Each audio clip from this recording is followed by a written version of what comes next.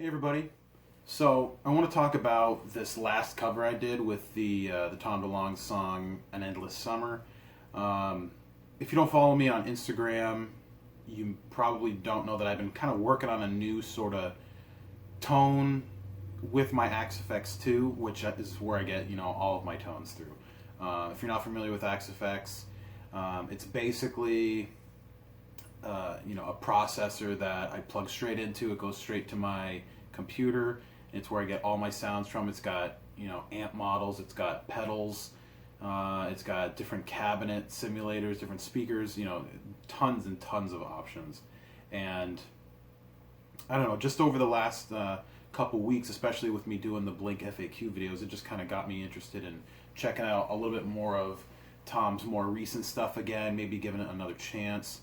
And I was listening to the demos, odds and ends stuff a little bit, along with some of the Angels and Airwaves, and I really wanted to try and reproduce the sort of tone that Tom had on some of those newer songs, and I think I got pretty close. And judging by the comments, I think a lot of you think I got pretty close too. I'm really satisfied with it. I'm going to try and break it down a little bit. I mean, there's not really too much to show with the actual AxeFX, so I'm just going to kind of talk about it more than actually show.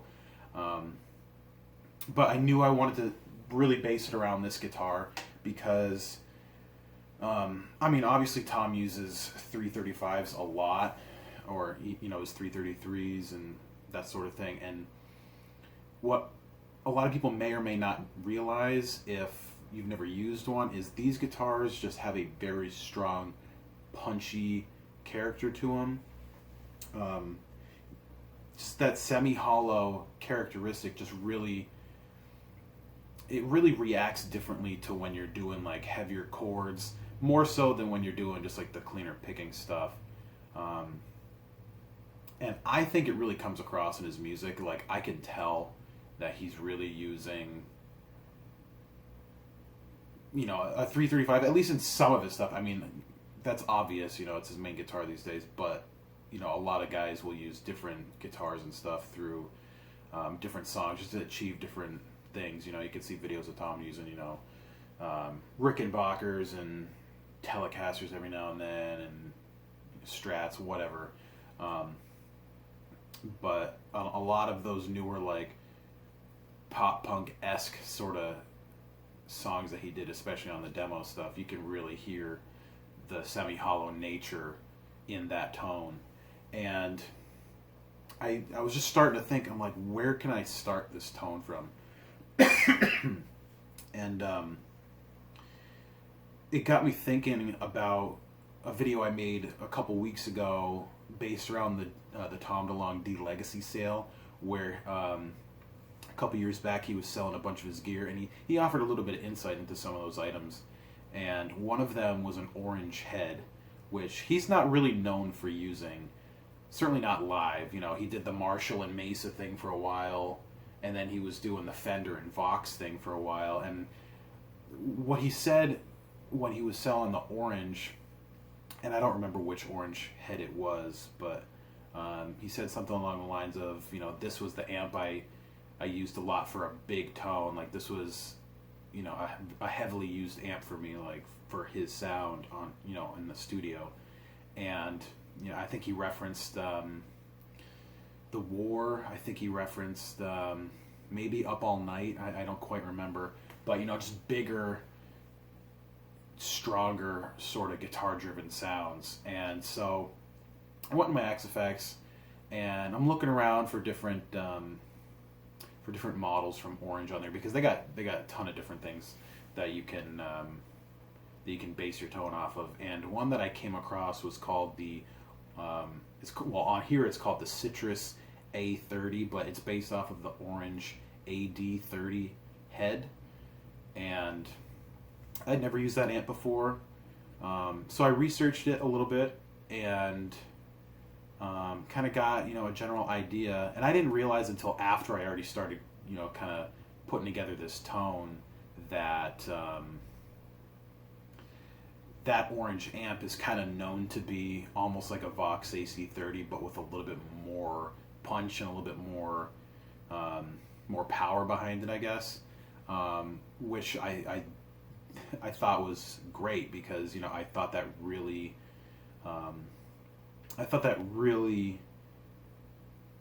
kind of solidified my opinion with going with that amp. I thought it was really going to be a good fit.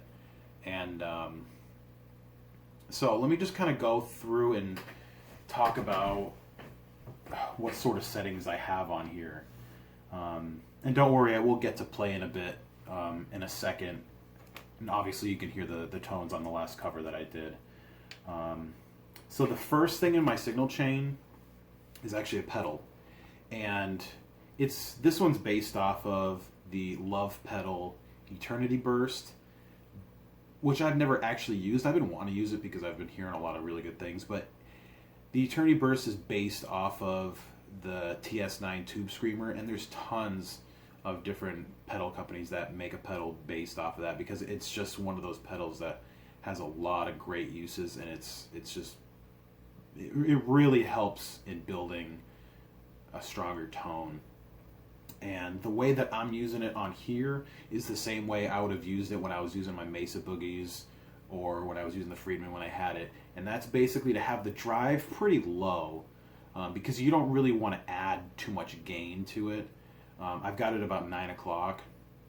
And then to have the tone about halfway, so you're not really cutting any of the amp's tone. You're not really adding much to the amp's tone. And then the level is at about 3 o'clock, so it's about 3/4 of the way up.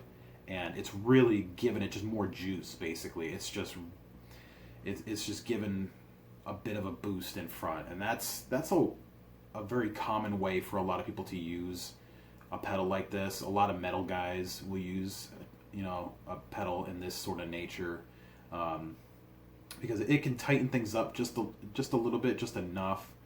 And a lot of people use it, you know, for a boost if they're going into, you know, a guitar solo section or something like that. But I'm just using it for just the main sound, just straight up front. After that, we have the amp, and I have the overall drive fairly low. I have, you know, the drive, the gain at about, I'd say 10 o'clock, maybe 9:30. So it's really not too gainy. Which I thought was a good way to go because Tom's stuff really doesn't have a ton of gain. It just really has that punchiness, like I mentioned earlier.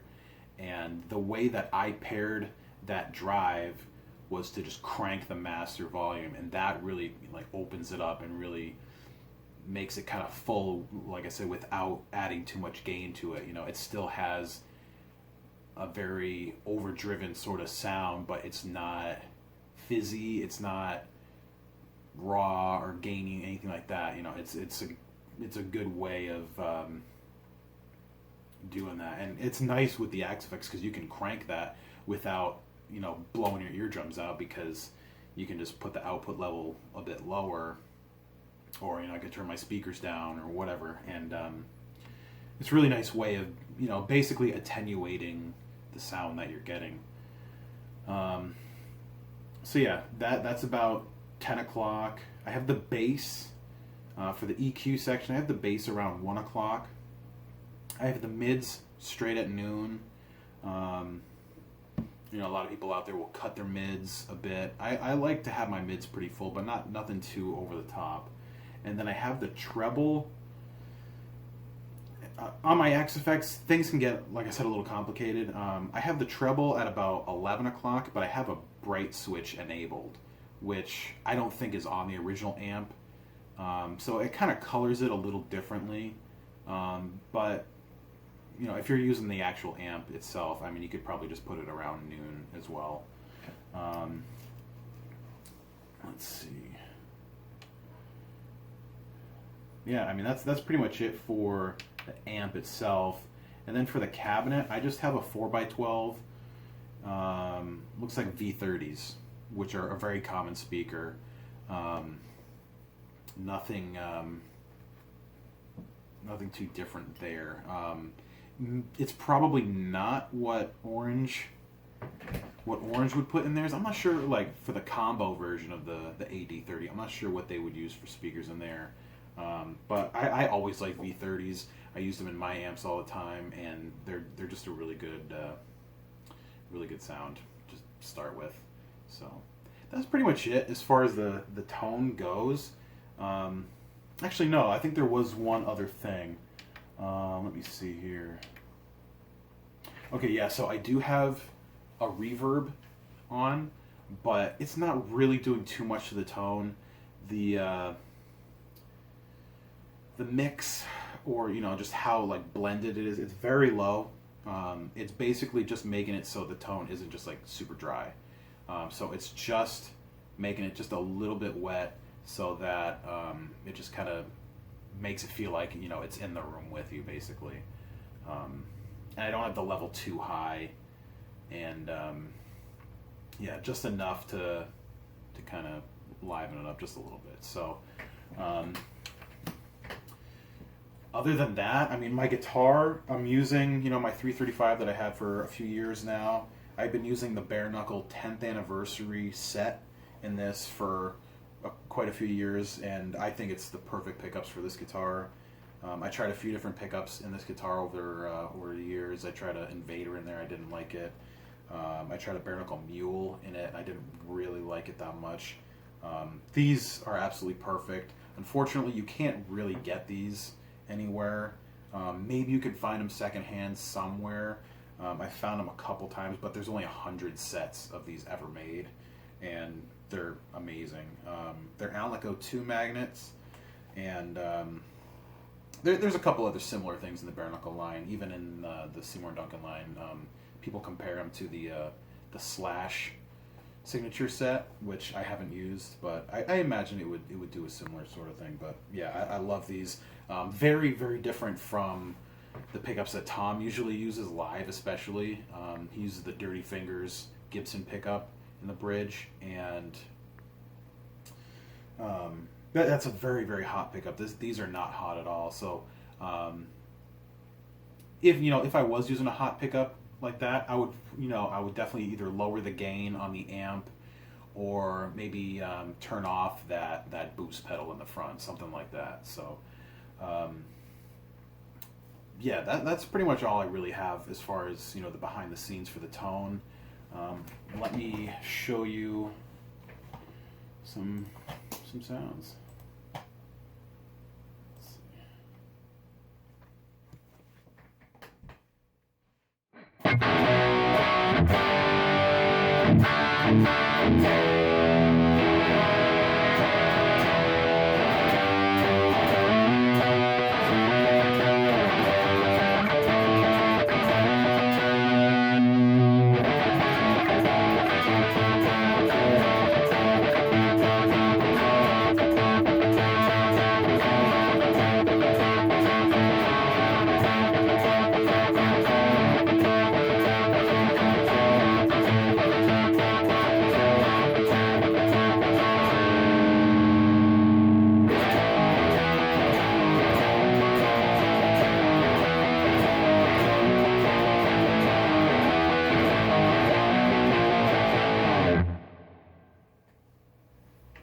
So, another thing I wanted to talk about real quick before I get back into it.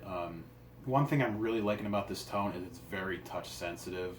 I mean, having really good pickups helps with that as well, but when I'm going from like the heavy chords and then to maybe the softer like octave chords or something, that's usually for like a verse or something, it really changes.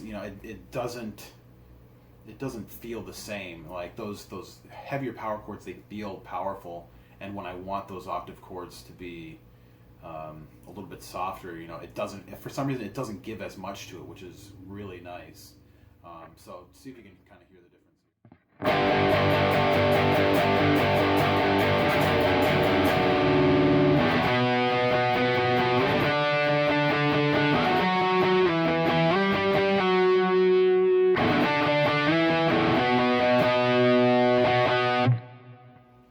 You could really hear the difference in there, but I can feel the difference here. I really like it, and the amp also really cleans up nicely too, just with the volume knob. So this is full blast. And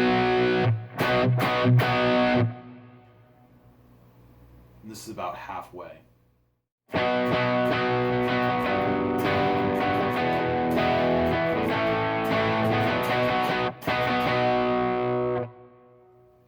And then if you go down even more, you can really get a nice clean sound, so you don't even really have to mess with too many different amp settings.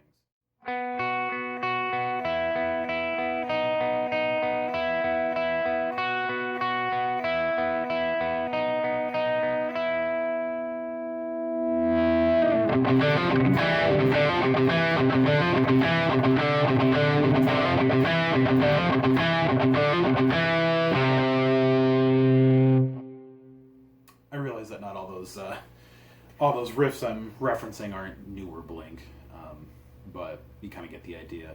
And as far as, turning down and cleaning it up a little bit, I think that's a totally acceptable clean or cleanish sound. I mean, I'd be totally happy using something like that on a record. So yeah, I mean, that's all I really got. If you guys have any questions or any sort of requests, maybe I could try to match another tone from maybe another time period or something, let me know. I'm really satisfied with this sound that I've got, and I definitely plan to use this tone maybe on some of my own personal projects in the future. So thanks for watching, and yeah, definitely let me know what you guys want to see.